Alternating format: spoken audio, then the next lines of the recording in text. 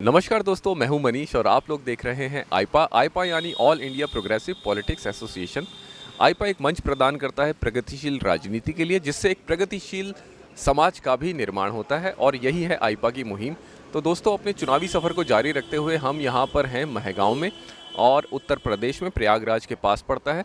और अब यहाँ के बाशिंदों से पूछते हैं कि आखिर क्या है उनका चुनावी रुझान, किस किस पार्टी को वोट देना चाहते हैं। तो भाई साहब, नमस्कार साहब। जी नमस्कार। नमस्कार सर, अपना पहले तारुफ करवाएं, आपका नाम क्या है? जी मेरा नाम आरिफ है, मैं यही महगांव का हूँ, चायल विधानसभा का। हाँ जी। जी, और जो कुछ पूछना हो पूछिए। सर, मुझे एक बात बताएं कि ऐसा कौन सा कार्य था जो 2017 से पहले कार्य अच्छा होता था या 2017 के बाद?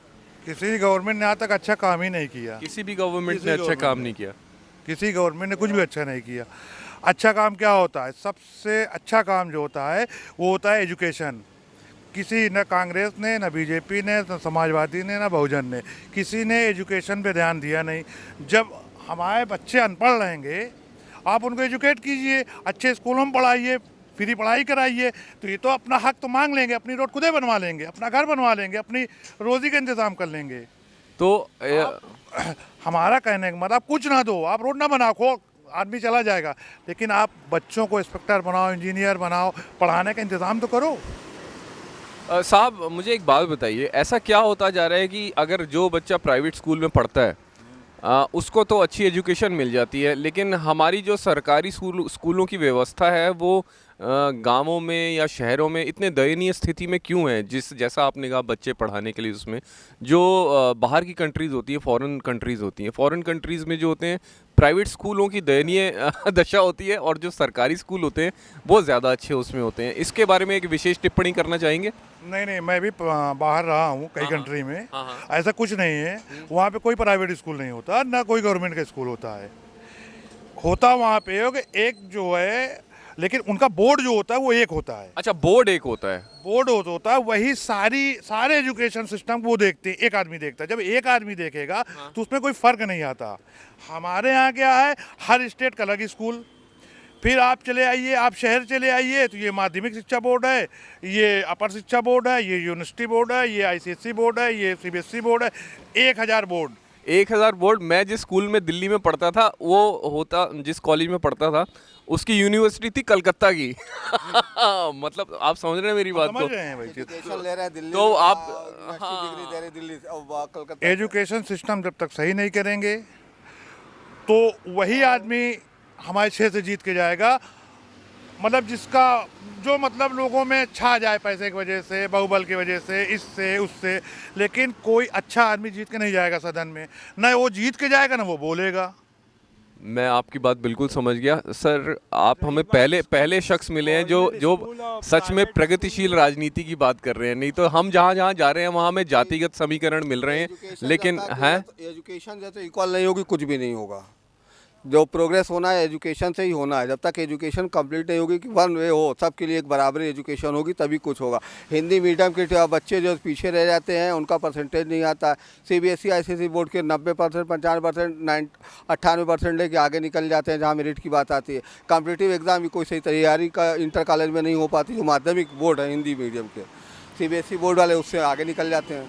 मैं आपकी बात से थोड़ा सा है, मतलब ऐसा क्यों हो जाता है कि बोर्ड जो है इतने महंगे? देखिए क्या होता है, कई बार होता है कि आईसीएसई की भी कमी होती है। आई प्राइवेट स्कूल में पढ़ाकर वो कोचिंग अच्छी कराएंगे, उनको ऊपर प्रेशर डालेंगे, और हिंदी मीडियम की स्कूल में एडमिशन कराने के बाद वो भूल जाते हैं कि मेरा बच्चा पढ़ रहा है, बस डिग्री मिल जाए कोई तरीके से। अच्छा, तो अब वो एजुकेशन में उतना केयर नहीं करते हैं। तो आप यहाँ महगांव से ये मानकर चले जिसकी एजुकेशन अच्छी है, आप आगे के आने वाले 10-15 सालों को आगे में रखकर उसकी तरफ वोट करेंगे जो प्रगतिशीलता लेकर आएगी यहाँ पर। बिल्कुल बिल्कुल बिल्कुल। बाकी ये सब नहीं जो इस समय चुनावी माहौल बन रहा है। ये सब तो सिर्फ खाली पे पढ़ा लिखा आदमी आज सब माफिया आ रहे हैं। आप उठा के देख लीजिए, जो भी लड़ रहे हैं, चाहे पूजा पाल हो, जो XYZ जितने कैंडिडेट है, आप उठा के देख लीजिए कैसे कैंडिडेट है। कोई पढ़ा लिखा कैंडिडेट एजुकेशन में नहीं है। एजुकेशन के स्तर को जो ऊंचा लेकर आए वो आज तक अभी तक कोई नहीं है। देखिए, आप पत्रकार हो, ठीक है, आप दिल्ली से चल के आए हो, लेकिन आप भी अपने बच्चों क्या सोचते हो? बट ऑब्वियस बात है। हाँ, वही कि अच्छी एजुकेशन हो, बच्चा कुछ दिन के बाद अपने पैरों पे खड़ा हो जाए। और जब वो अपने पैरों पे खड़ा होगा हर चीज़ तो खुद लेके आएगा ना, हमें सरकार की ज़रूरत ही नहीं पड़ेगी।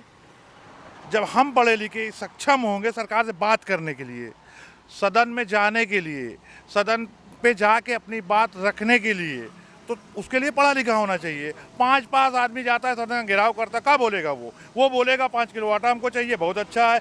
कोई आके 2000 रुपये दे देगा, बहुत अच्छा है। कोई आके 20,000 रुपये दे देगा, बहुत अच्छा है। वो ये नहीं देखता कि पूरी नस्ल खराब हो रही है। पूरी नस्ल इस चक्कर में खराब हो रही इस है। चक्कर में बर्बाद हो रही है, फ्री कोई के चक्कर में। पर्टिकुलर मैं ये नहीं कहता कि अभी राशन फ्री बट रहा है वैसे या ये तो आपका खुद हम की राय है। हाँ, जी, ये बिल्कुल, हमारी बिल्कुल। राय है हाँ। कि आप कुछ भी न दीजिए, आप बताइए, आप कुछ एक पैसे आप रोड भी खुलवा लीजिए, प्राइमरी लेकिन स्कूल- बच्चे को जो एजुकेशन हो रही उस पर आप ध्यान दीजिए। 10 साल एक बच्चे पे गवर्नमेंट 10 साल मेहनत कर ले, फिर गवर्नमेंट ने कुछ करना ही नहीं, बच्चा खुद करेगा। प्राइमरी स्कूल में मिड डे मील चल रहा है, बच्चे कैसे जाते हैं, सिर्फ कटोरा पकड़ा दिया है हाथ में। आप पहाड़ा पूछ लीजिए, टेबिल नहीं आएगा, ABCD नहीं आएगी।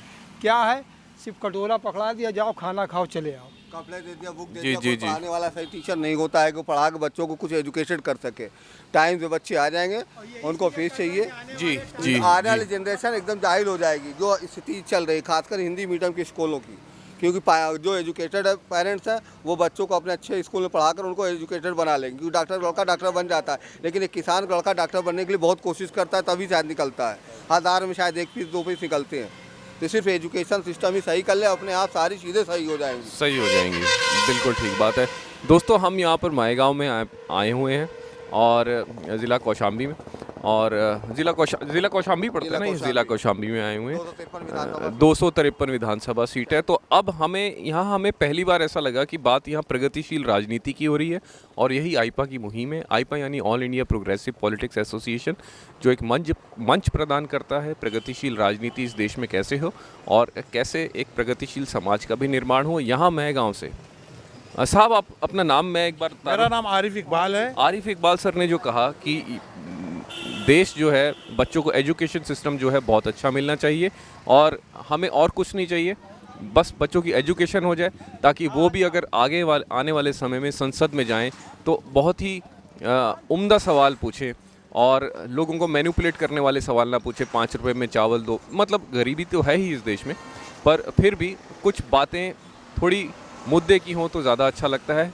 सदन, खैर मैं इस बारे में ज़्यादा बोलना मुझे चाहिए नहीं, तो मुझे दीजिए इजाज़त। मैं हूं कैमरा पर्सन बिंदेश्वर, जो कैमरे के पीछे हैं, उनके साथ मैं हूं मनीष वर्मा। हम आपको यहाँ का चुनावी माहौल आपको बताते रहेंगे, उत्तर प्रदेश की राजनीति का। तो हमें दीजिए इजाज़त, धन्यवाद।